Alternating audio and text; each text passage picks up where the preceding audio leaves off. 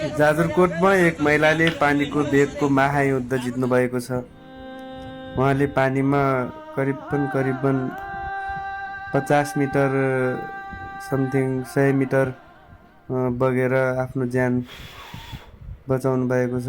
उहाँलाई चाहिँ पुलिसले स्थानीय बासिन्दाहरूले उद्धार गर्नुभएको छ, सकुशल उद्धार गर्नुभएको छ। उहाँ चाहिँ एकदमै साहसी, उहाँले चाहिँ आफ्नो साहसलाई बचाउनु भयो। जे होस् दारबाट जाँदाखेरि हो नि, दारबाट जाँदा लोटेर हो नि, दारबाट लोटेर हो नि लड्किन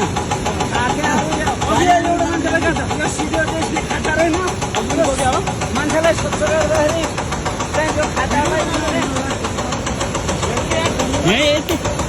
पुल्न बजाएर स्याउ पुल्न बजाएर मर्यो नि।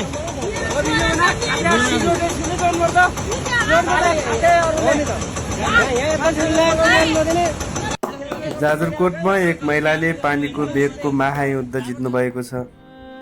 उहाँले पानीमा करिबन